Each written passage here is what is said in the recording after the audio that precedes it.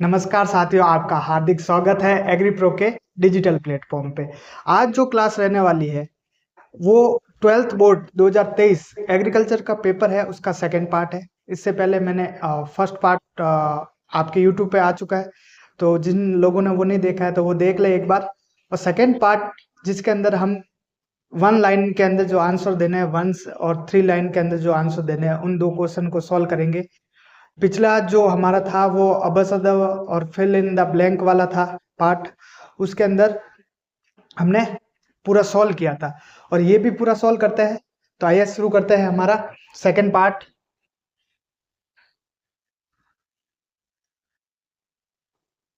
Second part शुरू करते हैं जिसमें तीसरे क्वेश्चन से शुरू हो रहा है। हाँ, अति लघुतात्मक जिसमें क्वेश्चन रहने वाले हैं आपके।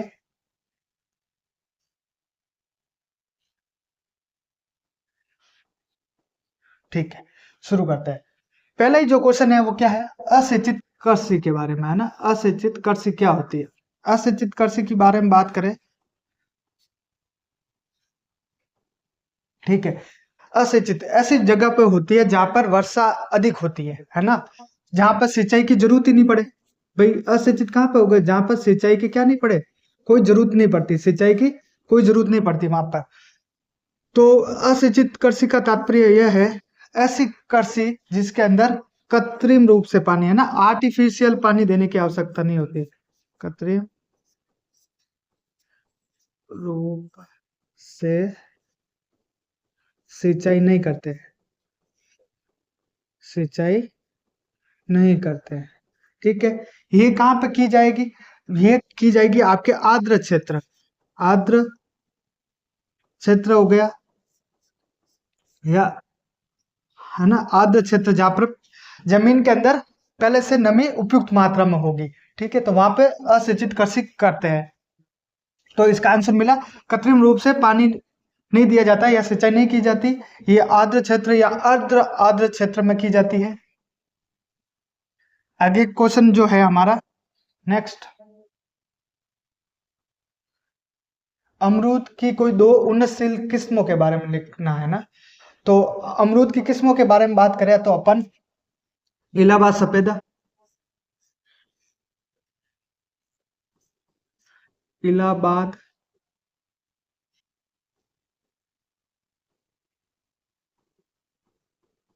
इलाहाबाद सफेदा जो सबसे ज्यादा फेमस है। इसके अलावा अपन बात करें तो आपके हो गई सरदार किस्म, जिसको L49, इस L का मतलब होता है लखनऊ, ठीक है। इसके अलावा आपकी बात करें अर्का अमूल्य या अर्का मर्दुला, अर्का मृदुला। इसके अलावा ललित हो गई आपके, ललित जो लाल गुद्दे वाली किस्म है, ठीक है, वैरायटी है। और बात करें तो, और इसके अंदर बात करें तो 1 2 3 और 4 हो गई। और मैं आपके अंदर इसके अंदर और बताऊं तो आपके एक श्वेता, ये भी अमरूद की किस्म है। अमरूद के बारे में बात करें तो इसका जो वैज्ञानिक नाम है,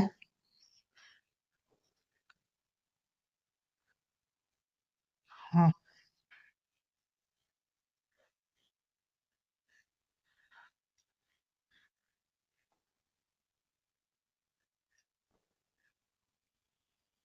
इसका अमरूद का जो वैज्ञानिक नाम है वो सीडियम,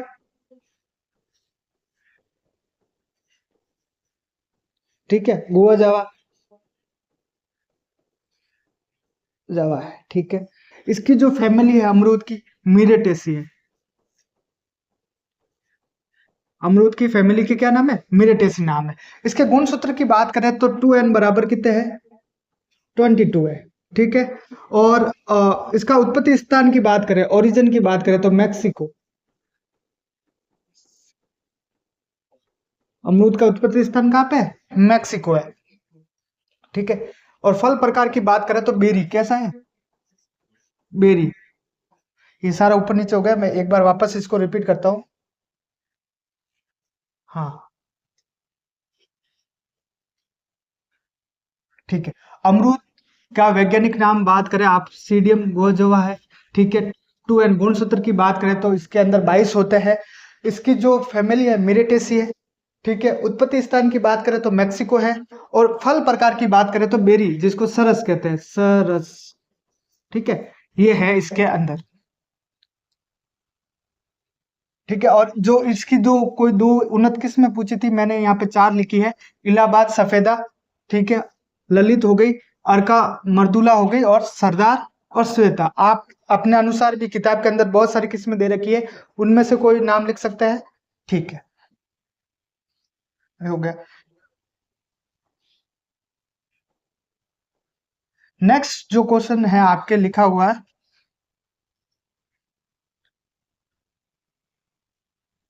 हाँ ठीक है। उन्नत किस्म की जेली किस फल से तैयार की जाती है? उन्नत किस्म की जेली, जेली जो तैयार की जाती है उन्नत किस्म की, वो की जाती है आपके अमरूद से।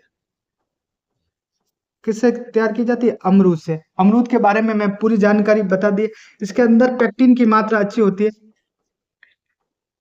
जि- जिसके कारण अमरूद से की जाती है। ठीक है। अमरूद के अंदर पोषक तत्वों की बात करें तो इसमें विटामिन सी भी अच्छी मात्रा में होता है। अमरूद के अंदर अगर पोषक तत्वों की बात करें तो इसके अंदर विटामिन सी भी अच्छी मात्रा में होता है, जो कि 300 मिलीग्राम, 300 मिलीग्राम प्रति 100 ग्राम पे होता है। ठीक है, 300 मिलीग्राम प्रति 100 ग्राम पे होता है। तो उत्तम किस्म की जेली किससे तैयार की जाती है? अमरूद से तैयार करती है, जिसके अंदर पेक्टिन की मात्रा अच्छी होती है। नेक्स्ट सवाल पे जाते हैं। हाँ, नेक्स्ट जो क्वेश्चन है वो आपके है कि पेक्टिन परीक्षण में काम आने वाला उपकरण का नाम लिखिए। पेक्टिन परीक्षण में जो काम आता है उस उपकरण की बात करें तो आपके जेल मीटर हो गया। क्या है? जेल मीटर, जो रीडिंग लेने के लिए काम आता है। आगे नेक्स्ट क्वेश्चन जो है पांचवा, जो एक विदेशी नस्ल की बकरी की बात कर रहा है। नेक्स्ट जो क्वेश्चन है विदेशी नस्ल की एक बकरी का नाम लिखने के लिए बता रहा है। तो इसके अंदर आप लिख सकते हैं टोगन बर्ग, जो स्विट्जरलैंड से है, जिसका उत्पत्ति स्थान स्विट्जरलैंड। एक और आपके जो है बर्बरी, बर किताब के अंदर जो बर्बरी है पूर्वी अफ्रीका है ना, इसका उत्पत्ति स्थान कौन सा है? पूर्वी अफ्रीका। पूर्वी अफ्रीका के अंदर सोमानिया क्षेत्र का बर्बरा स्थान जो है, वहां पर इस बर्बरी बकरी का उत्पत्ति स्थान माना जाता है। ये दो आपके किताब के अंदर विदेशी नस्ल है ना, कैसी नस्ल है? विदेशी नस्ल है। ठीक, नेक्स्ट क्वेश्चन की ओर चलते हैं। आगे वाला क्वेश्चन देखते हैं। जो बच्चे इस साल 12th के अंदर बोर्ड दे रहे हैं उनके लिए काफी ये हेल्पफुल रहने वाला है। वो अपने साथी को भी बता सकते हैं इस क्लास के बारे में, ताकि उसकी भी हेल्प हो। सारे पेपर करेंगे, 2023 का भी करें, इसके बाद 2024, फिर 2025, 3 पेपर, उसके बाद में मॉडल पेपर आपके लिए लाएंगे। ठीक है। नेक्स्ट सवाल है, मूरा नर एवं सूरती भैंस के प्रजनन से प्राप्त नस्ल का क्या नाम है? मूरा। यहाँ पे बात कर रहे हैं मूरा और सूरती भैंस के प्रजनन की। मूरा और सूरती भैंस के प्रजनन से जो नस्ल तैयार होती है वो है मैसाना।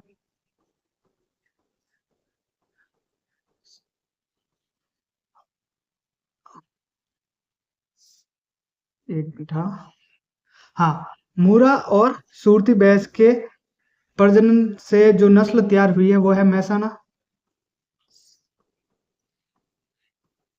ये गुजरात से है।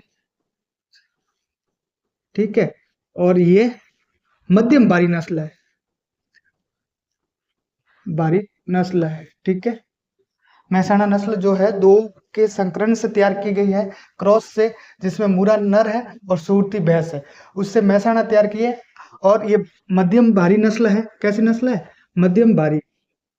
ठीक है। इसका उत्पत्ति स्थान की बात करें तो गुजरात है, गुजरात के क्षेत्र में। ठीक है। मैसाना, अगर इसको याद रखना है देखो, मूरा, मुंह से म, फिर सूरती से स, कि किसका संकरण है, तो म से याद रखना है मूरा और स से याद रखना है आपको सुरती। ठीक है, तो ये दोनों का संकरण है और ये मध्यम भारी नस्ल है और इसका उत्पत्ति स्थान है वो गुजरात है। ठीक, आगे वाला जो क्वेश्चन है आपके, नेक्स्ट सवाल की बात करें। हाँ, पशु में चाय पत्ती रोग, मेटाबॉलिजिक रोग का नाम लिखिए, है ना। तो इनमें दो रोग आपको मैं लिख लिख के देता हूँ यहाँ पे। एक तो होता है दुग्ध ज्वर, एक होता है कीटोसिस। कीटोसिस दोनों ही इसके एग्जाम्पल है। कीटोसिस मेटाबॉलिजिक रोग होते हैं दोनों ही। ठीक है, आगे नेक्स्ट क्वेश्चन की बात करते हैं। नेक्स्ट क्वेश्चन है आपके, एनडीडीबी का पूरा नाम। एनडी राष्ट्रीय राष्ट्रीय डी का होता है डेयरी, राष्ट्रीय डेयरी विकास डेवलपमेंट, है ना, विकास। बी का है आपके बोर्ड, राष्ट्रीय डेयरी विकास बोर्ड, इंग्लिश में बात करें नेशनल डेयरी डेवलपमेंट बोर्ड। ठीक है, इसकी स्थापना आनंद गुजरात के अंदर की गई, आनंद गुजरात में 1965 में की गई। कब की गई थी? 1965 में। इसका पूरा नाम, ये आपके क्वेश्चन प्रश्न में भी आ रखा है, क्वेश्चन पत्र में। ठीक है, प्रश्न पत्र में। हाँ, नेक्स्ट बात करें तो इसमें जो 50 शब्द के अंदर आपको आंसर देना है,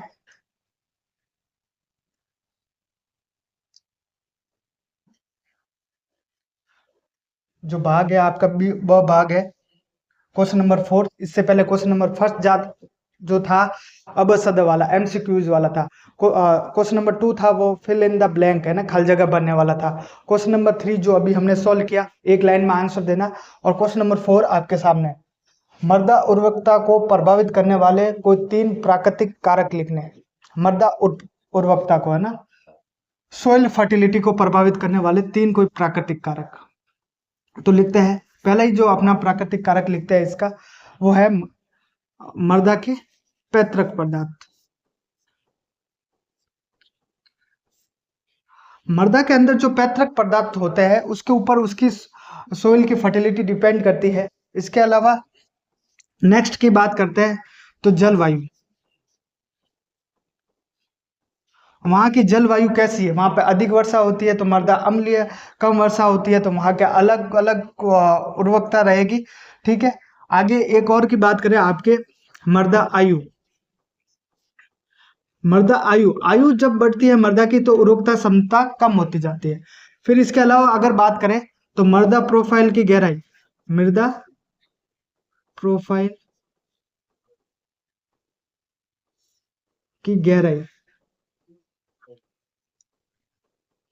किसी को लगता है क्लास धीरे धीरे चल रही है तो वो अपनी स्पीड बढ़ा के भी देख सकता है।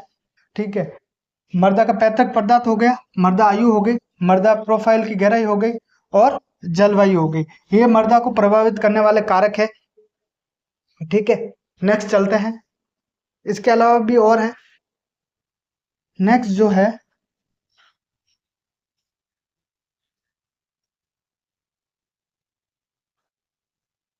हाँ, मृदा के जलीय संरक्षण को, है ना, मृदा को जलीय संरक्षण, है ना, सोइल इरोजन की बात करें, मृदा को सोइल इरोजन की बात करें, जो वाटर इरोजन होता है, सोइल का जो वाटर इरोजन होता है उससे क्या क्या प्रभावित होता है उसके बारे में हमें बताना है। तो सोइल इरोजन की बात करूं, वाटर द्वारा जो होता है, पानी के द्वारा होता है, वो 4 भागों में होता है। उन चारों के मैं नाम लिखता हूं आपके। जो सबसे पहले होता है वो बौछार, बौछार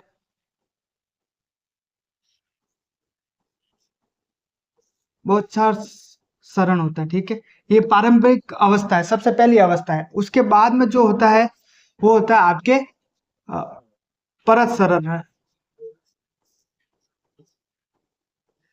ठीक है, बारिश की बूंदे गिरती है, हल्की हल्की परत हटती, ये आंखों से देखा नहीं जाता है ना, ये वाला जो सरण होता है आंखों से दिखता लेकिन हानिकारक होता है, लेकिन कैसा होता है, हानिकारक,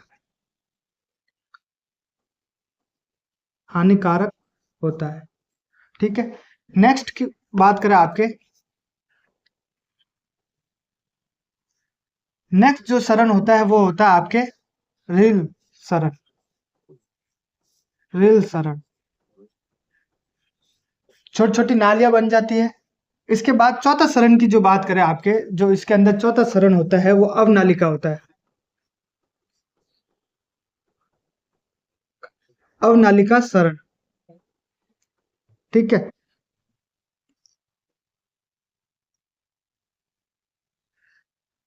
तो सोइल इरोजन में जल के द्वारा, पानी के द्वारा जो इरोजन होता है उसके चार प्रकार है। जो पहला है आपके बौछार सरण, ठीक है, ये कौन सी पहली पारंपरिक अवस्था है। ठीक है, दूसरा जो आपके है परस सरण, ये हानिकारक होता है, आंखों से दिखता नहीं है लेकिन अधिक हानि करता है।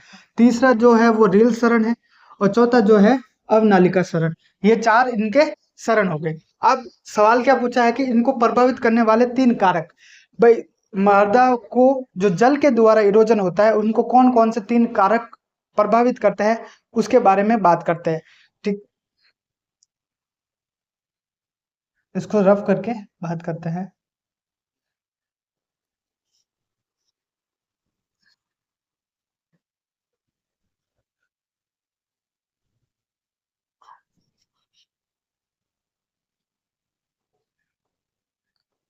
हाँ, प्रभावित करने वाले तीन कारकों की बात करें तो पहला कारक है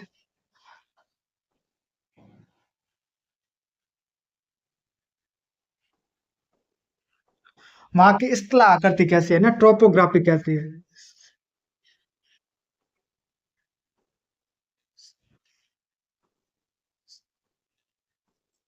स्थला आकृति,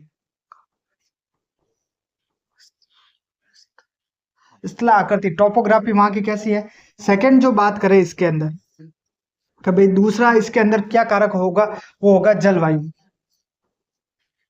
स्थला आकृति के अंदर बात करें, अगर अधिक ढलान वाली भूमि होगी, अधिक ढलान वाली भूमि होगी तो वहां पर सरण पानी के साथ बहाव के साथ तेजी से होगा।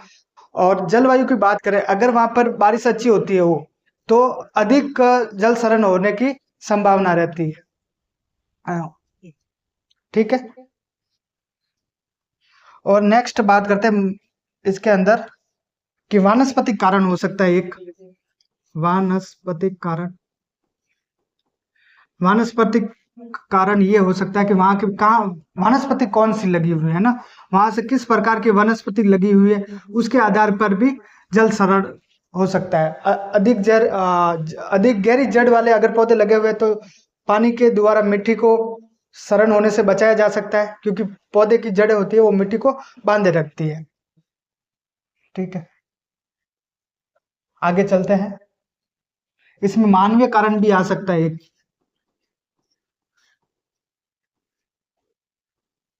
मानवीय कारण से भी क्या होता है, ये प्रभावित होता है। नेक्स्ट की बात करें अपन,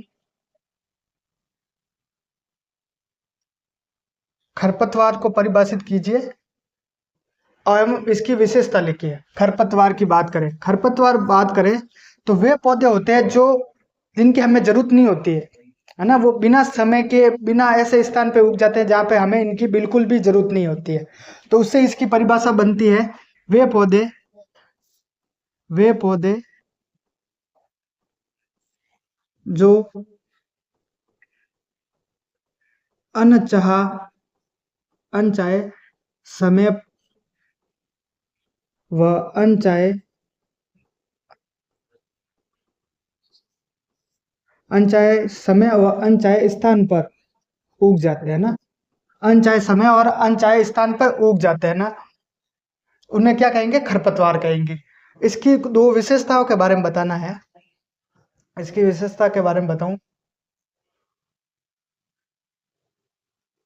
हाँ, ठीक, विशेषताओं के बारे में बात करें अपन इसकी, तो जो इसके बीज होता है ना, खरपतवार अधिक मात्रा में बीज उपज होती है, बीज उपज क्या होती है, बहुत ज्यादा होती है। ठीक है, इसके अलावा रोग प्रतिरोधक क्षमता बहुत अधिक होती है। रोग प्रतिरोधक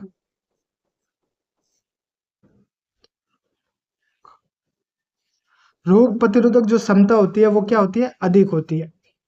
और इसके अंदर क्या बात कर सकते हैं, बीजों के ऊपर सुरक्षा आवरण होता है। बीजों के ऊपर देखोगे आप, सुरक्षा आवरण होता है।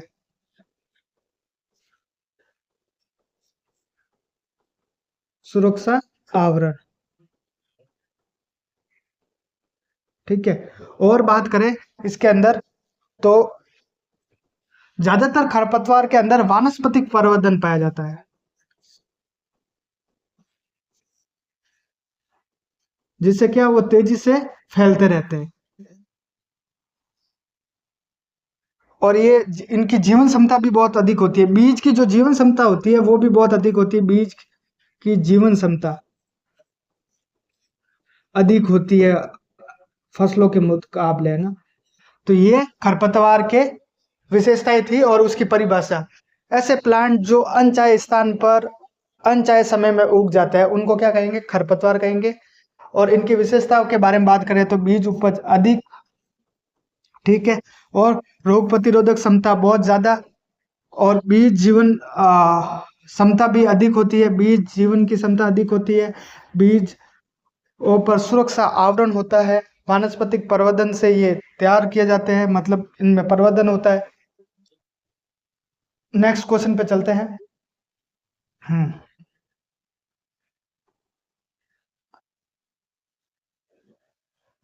अगला सवाल है जो संपर्क शाकनाशी और स्थानांतरित शाकनाशी के बीच में अंतर बताना है। तो संपर्क शाकनाशी की बात करें, इसको संपर्क शाकनाशी ऐसे होते हैं जैसे कोई प्लांट है, ये प्लांट है, ये इसकी पत्ती है ना, इस पत्ती पे ऊपर मान लो संपर्क शाकनाशी, यानी शाकनाशी का मतलब होता है उनको खत्म करने वाला, है ना, वीडीसाइड। वीडीसाइड जो खरपतवार को खत्म करने के लिए जो रासायनिक काम लिया जाता है उसको शाकनाशी कहते हैं। ठीक है, तो संपर्क शाकनाशी यानी कॉन्टेक्ट हर्बिसाइड जो होंगे वो क्या होंगे, कि जैसे मान लो कि उसका स्प्रे किया जाए और इस भाग पे उस स्प्रे की कुछ बूंदे आके गिरी है पौधे के पत्ती के इस भाग के ऊपर, तो सिर्फ ये भाग खत्म होगा। ये भाग क्या होगा, सूख के नष्ट हो जाएगा। पूरा पौधे पे कोई प्रभाव नहीं पड़ेगा, सिर्फ कुछ भाग ही नष्ट होगा जिसके ऊपर रासायनिक पदार्थ के कुछ बूंदे गिरी है। इसमें बात करें तो पैराक्वाट एग्जाम्पल रहेगा इसका, पैराकाट डुआकाट। ठीक है, पैराक्वेट है ना। और आगे जो बात करें स्थानांतरित शाकनाशी की, स्थानांतरित शाकनाशी की बात करें तो आपके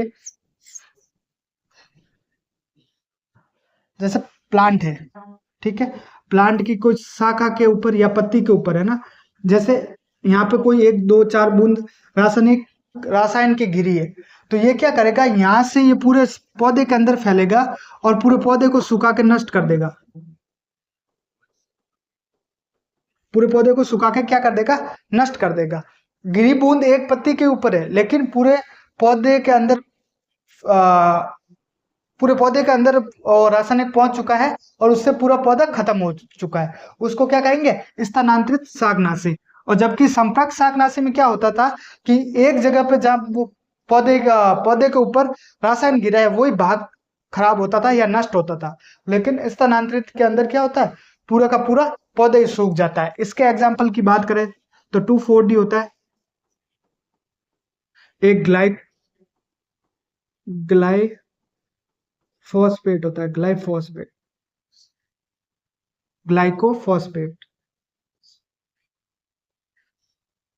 नहीं ग्लाइकोफॉस्फेट नहीं होता आपके, ग्लाइफोस्फेट होता है, सिर्फ ग्लाइफोस्फेट।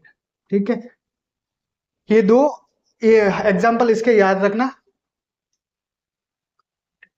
संपर्क शाकनाशी आप समझ चुके हैं, और स्थानांतरित शाकनाशी जिसके अंदर पूरे के पौधे को खत्म करने की क्षमता होती है, इसका एग्जाम्पल 2,4-D और ग्लाइकोफॉस्फेट। ठीक है, नेक्स्ट, माउंट या स्ट्रोलेरिका चित्र बना के समझेंगे। स्टूल लैब का चित्र बना के समझाना है। इस पे बात करें माउंट और स्टूल लेयरिंग होती क्या है पहले। ठीक है, एक पौधा है, मान लो ये पौधा है, जब डोरमेंसी है ना, डोरमेंसी के अंदर पौधा जाता है, सुषुप्त अवस्था जिसको बोलते हैं, पौधा जाता है, उससे पहले क्या कर दिया जाता है, पौधे को यहाँ से काट दिया जाता है। एक पौधा था बड़ा सा पेड़, ठीक है, ये भूमि का समतल था, तो इस पौधे को क्या कर देंगे, यहाँ से काट देंगे। जब पौधा डोरमेंसी के अंदर जाता है,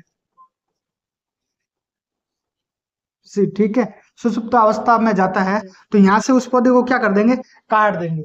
यहाँ से काट लेने के बाद क्या होगा, जब पौधा वापस नई फुटान करेगा, तो यहाँ से क्या छोटे छोटे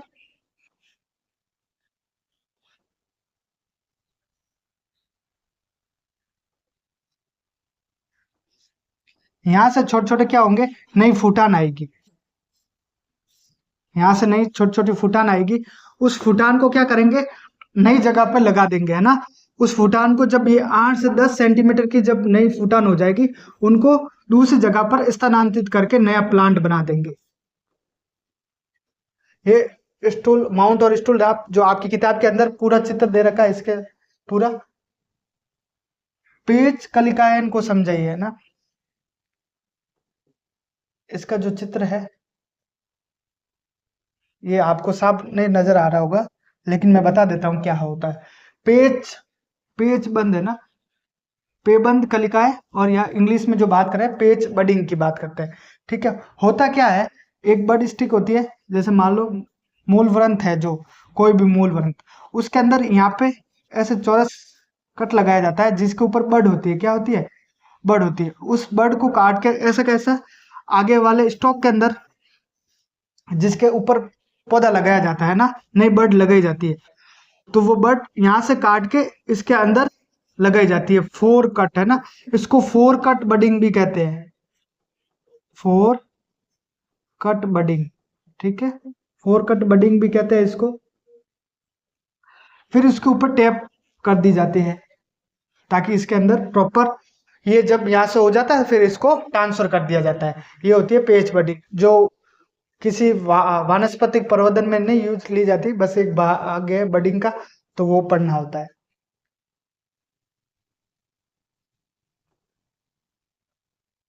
हाँ, नेक्स्ट जो क्वेश्चन है आपके, उद्यान में पौधे लगाते समय किन कोई 3 सावधानियां लिखी है ना, उद्यान के अंदर पौधा लगाते समय। तो उद्यान के अंदर, बगीचे के अंदर, अगर हम नया बगीचा डेवलप कर रहे हैं, वहां पे अगर पौधे लगा रहे हैं, तो उनके क्या क्या सावधानियां रखनी है, उसके बारे में बात करें। 3 सावधानियों के बारे में उन्होंने बोला है, तो अपन बात करते हैं। पहली जो सबसे महत्वपूर्ण, हमेशा पौधा कब लगाया, चाहे साया काल में लगाना चाहिए, ना, तेज धूप में नहीं लगाना चाहिए, तेज धूप में नहीं लगाना चाहिए पौधे को, हमेशा शाम के समय में पौधा लगाना चाहिए। दूसरी जो बात करें, ये भी इंपॉर्टेंट है, कि जब पौधा लगाते हैं तो पौधे की जो पॉलीथीन होती है, पॉलीथीन जब हटाते हैं तो इस प्रकार से हटाइए कि जो पौधे के साथ जो मिट्टी आई है, उस मिट्टी को कोई नुकसान नहीं हुए। जब पौधे की जो पॉलीथीन हटाते हैं, जो पौधे के साथ जो मिट्टी आई है, उस मिट्टी को बिखरने ना दे और जड़ों को बाहर ना आने दे, जड़ों को कोई नुकसान नहीं होना चाहिए, ये पौधे लगाते समय ध्यान रखना चाहिए। नेक्स्ट और क्या बात का ध्यान रख सकते हैं अपन, ये ध्यान रख सकते हैं, पौधा सीधा लगे, पौधा सीधा लगे,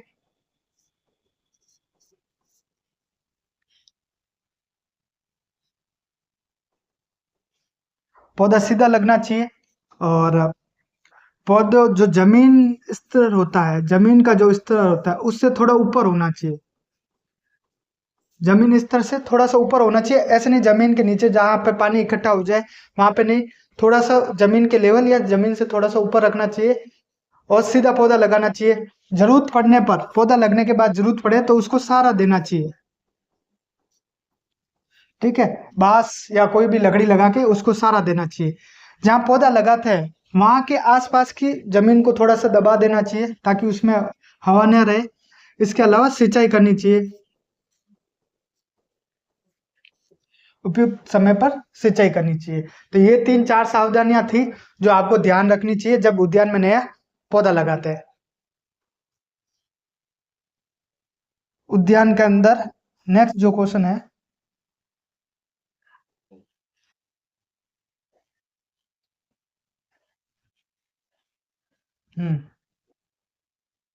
नेक्स्ट जो क्वेश्चन है आपके, वो है उद्यान के अंदर अफलन की जो समस्या होती है उसके 3 कारक बताने हैं, बाह्य कारक बताने हैं अपन को। तो इसके 3 बाह्य कारक बताते हैं अपन।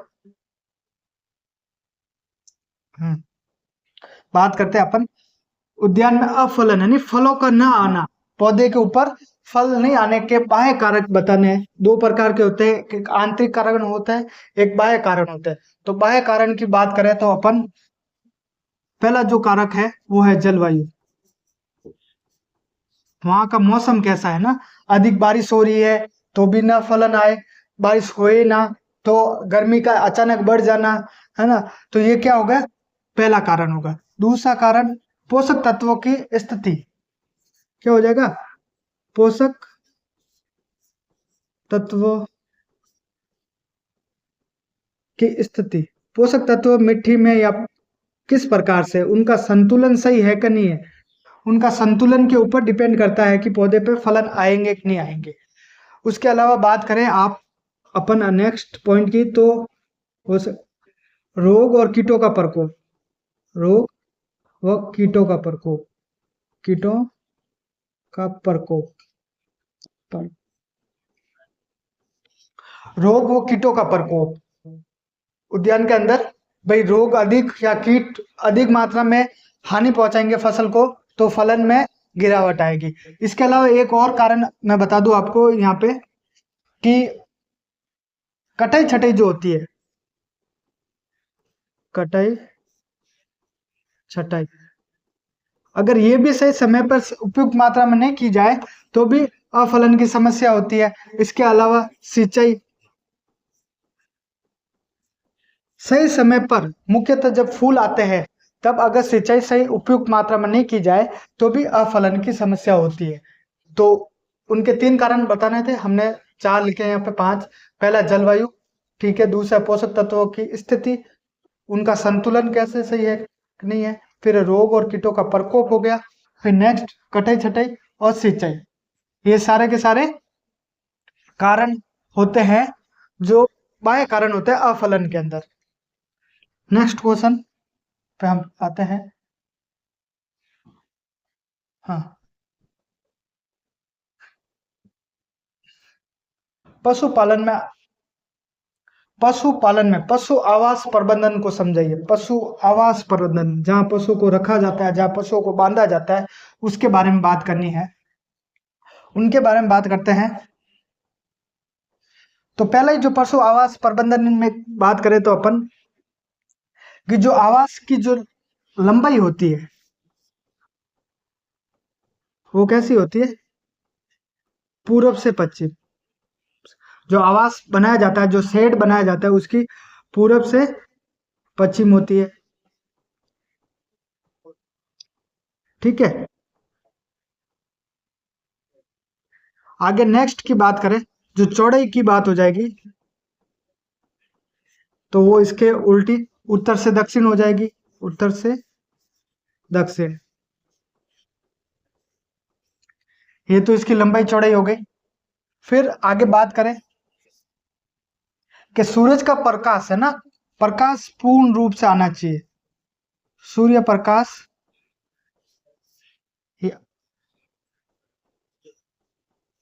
या रोशनी कह लो, रोशनी उपयुक्त मात्रा में, ठीक है। और आगे बात करें, लंबाई होगी पूरब से पश्चिम, चौड़ाई उत्तर से दक्षिण होगी। सूर्य का प्रकाश या रोशनी उपयुक्त मात्रा में आनी चाहिए। वायु संचार होना चाहिए, वायु संचार अच्छा होना चाहिए वहां पे। बीमार पशु के लिए, जो बीमार पशु होते हैं उसके लिए अलग कक्ष होना चाहिए। बीमार पशु के लिए अलग कक्ष या अलग जगह होनी चाहिए, अलग जगह, ठीक है। इसके अलावा चिकित्सक, चिकित्सक कक्ष होना चाहिए। जो नीचे का फर्श है, और बात करें अपन, जो फर्श है, फर्श वो नालियां पक्की होनी चाहिए। जो आवास होता है उसके अंदर फर्श व नालियां पक्की होनी चाहिए, नालियां पक्की होनी चाहिए। ये सारी बातों का ध्यान रखा जाता है आवास प्रबंधन के अंदर। भाई लंबाई कैसी होनी चाहिए, पूरब से पश्चिम, जो शेड बनाते हैं तब।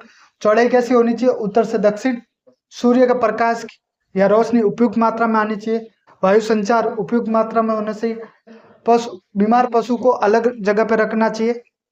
चिकित्सक के लिए अलग कक्ष होना चाहिए। फर्श और नालियां पक्की होनी चाहिए ना, पक्की है। इसके अलावा उपयुक्त स्थान होना चाहिए, पर पशु के हिसाब से पूर्णतः जगह होनी चाहिए।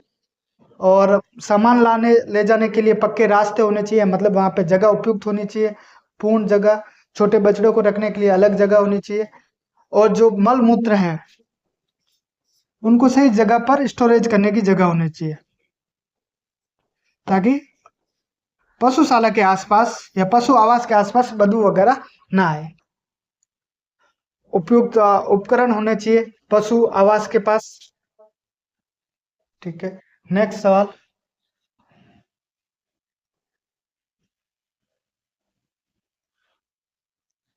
नेक्स्ट जो क्वेश्चन है आपके, कृषि में गोमूत्र के महत्व को समझिए। जो गोमूत्र होता है उसके अंदर क्या क्या पोषक तत्व होता है उसके बारे में बात करते हैं। गोमूत्र मुख्यतः आपकी यूरिया होता है। क्या होता है, यूरिया। यूरिया इसके अंदर जो होता है वो 2% होता है, ठीक है। इसके अलावा एनपीके की बात करें, एनपीके की बात करें तो जो नाइट्रोजन इसके अंदर होती है वो होती है 0.04 से 1.34% के आसपास, ठीक है। फास्फोरस की बात करें, इसके अंदर जो फास्फोरस होता है वो 0.5 से 1% के आसपास, सॉरी 0.05 है ये। 0.05 से 0.1% जो होता है वो होता है आपके फास्फोरस। और जो पोटास की बात करें वो होता है आपके 0.5 से 2% तक। जो गोमूत्र होता है वो मुख्यतः यूरिया अवयव होता है, ठीक है। इसके अंदर जो रासायनिक होता है जो घुलनशील अवस्था में होता है, कैसी अवस्था में, घुलनशील अवस्था में। जो रसायन होते हैं वो घुलनशील अवस्था में होते हैं। उसके अंदर एनपीके की बात करें तो नाइट्रोजन जो होती है आपके 0.4 से 1.34%। और फास्फोरस की बात करें तो 0.05 से 0.1%। और पोटास की बात करें, पोटेशियम की, तो 0.5 से 2%। ये आपके गोमूत्र के अंदर पोषक तत्व होता है। इसके अलावा अगर मैं गो खाद की बात करें, है ना, गोबर की बात करें, अच्छी सड़ी हुई जो गोबर की खाद होती है ना, सड़ी हुई जो गोबर की खाद होती है, गोबर खाद, उसके अंदर एनपीके की बात करें तो 0.05, 0.25 और 0.5।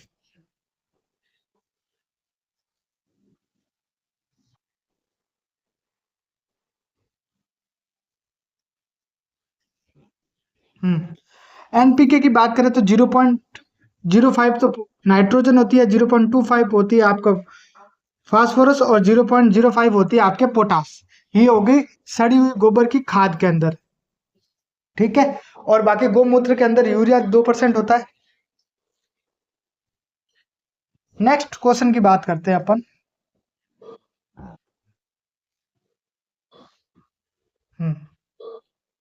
नेक्स्ट क्वेश्चन आपके है, गाय की थारपारकर नस्ल की 3 विशेषता बताती है।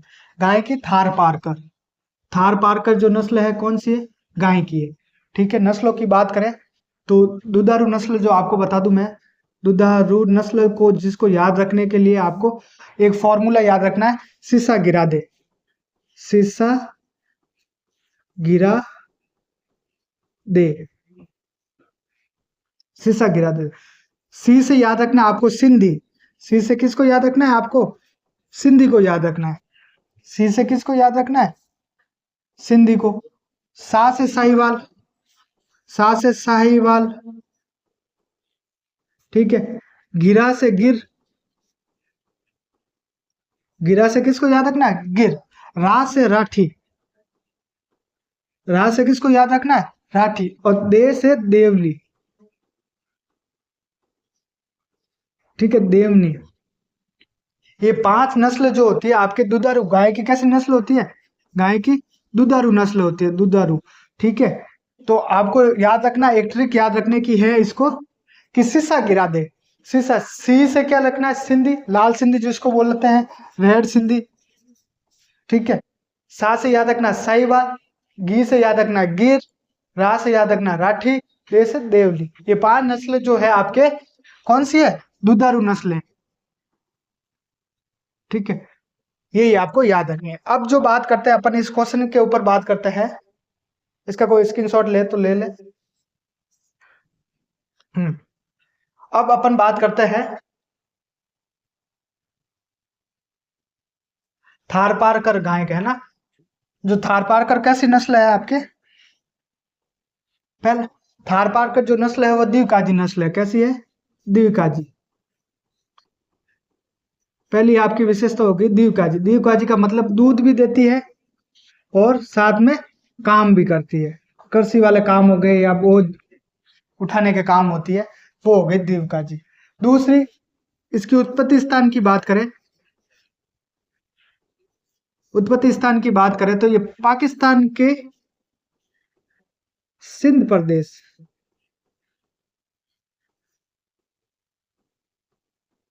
ठीक है, वहां से इसका उत्पत्ति स्थान है। वितरण की बात करें भाई, ये राजस्थान में कहाँ कहाँ पाई जाती है? तो राजस्थान में इसका वितरण जो है वो है जैसलमेर, जैसलमेर, बाड़मेर और जोधपुर। 3 जगह पर नाम याद रखना है आपको। द्विकाजी नस्ल है, उत्पत्ति पाक का सिंध प्रदेश।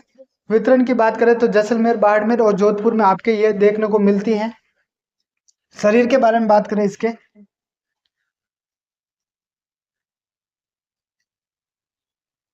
ठीक है, तो बात करते हैं अपन इसके शरीर के बारे में। तो इसका शरीर जो मध्यम आकार का शरीर होता है। शरीर कैसा होता है? मध्यम आकार का।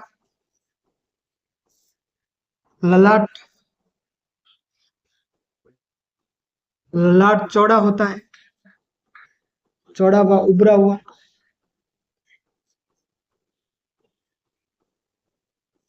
ललाट चौड़ा और उभरा हुआ। रंग की बात करें, सफेद कह सकते हैं, सफेद या धूसर सफेद, धूसर रंग की होती है। और बात करें इसके अंदर,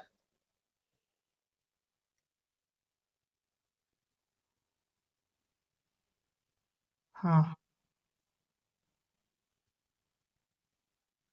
रंग अयन जो होता है पूर्ण विकसित होता है। अयन जो होता है पूर्ण विकसित होता है, पूर्ण विकसित। ये हो गई आपके थारपारकर गाय की विशेषता।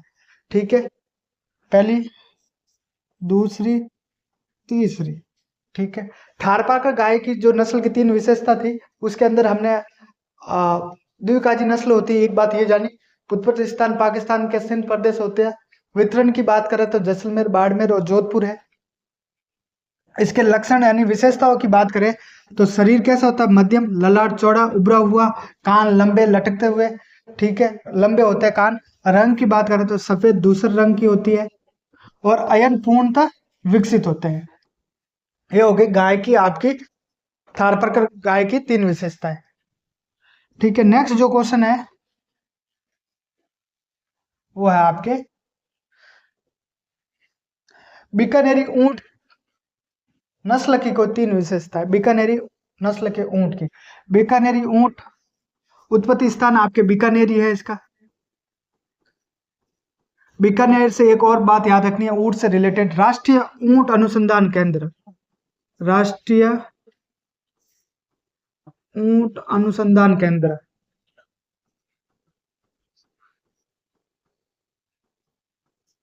केंद्र जो कहाँ पे आपके बीकानेर के ही अंदर है। ठीक है,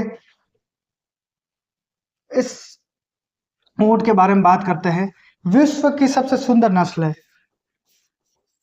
क्या याद रखना आपको, विश्व की सबसे सुंदर नस्ल, सबसे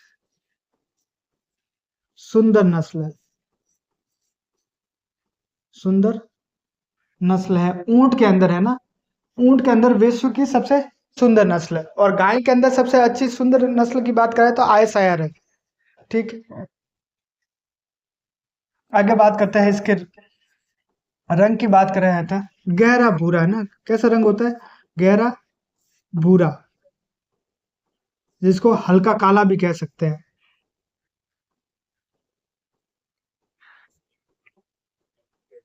हल्का काला या काले रंग का होता है। इसकी जो थुई होती है ऊपर वाले कुबड़, जो बात करते हैं थुई जो ऊँट के अंदर होती है, जमीन से जो थुई की जो दूरी होती है, या जमीन से थुई या ऊँट की ऊंचाई कह लो, जमीन से थुई तक की ऊंचाई जो होती है, ऊंचाई वो होती है 10 से 12 फीट, 10 से 12 फीट इसकी ऊंचाई होती है, फीट। ठीक है, तो ये आपके ऊंट की 3 विशेषताएं होती है। इसके अलावा ये ऊंट जो काम आता है,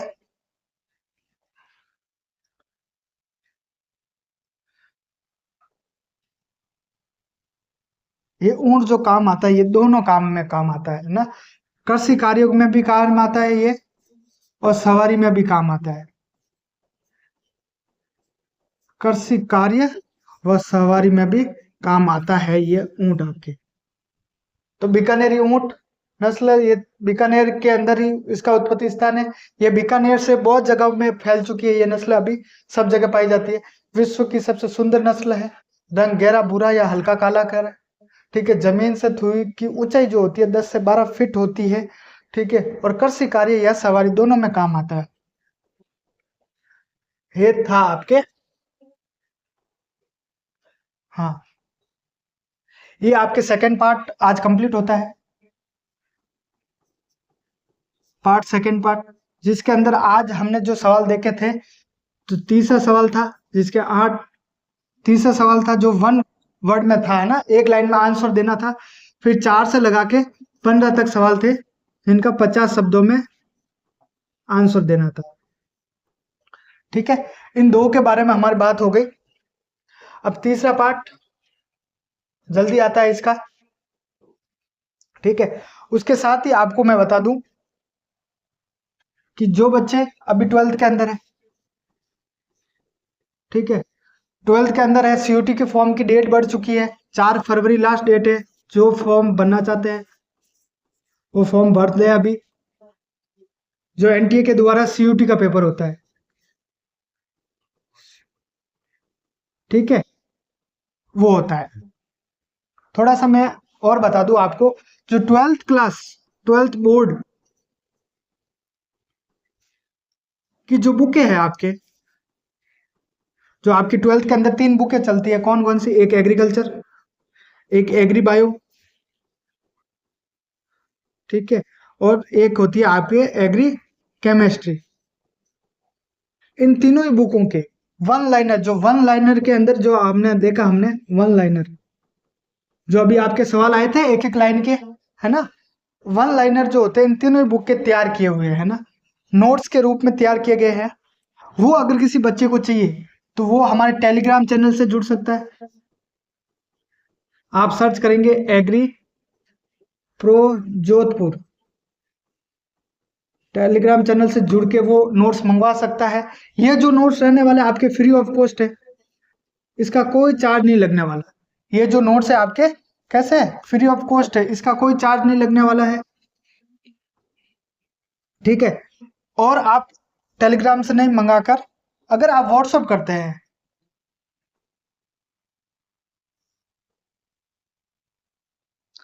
अगर आप व्हाट्सअप करते हैं तो भी आपको ये नोट्स मिल जाएंगे 9660104419।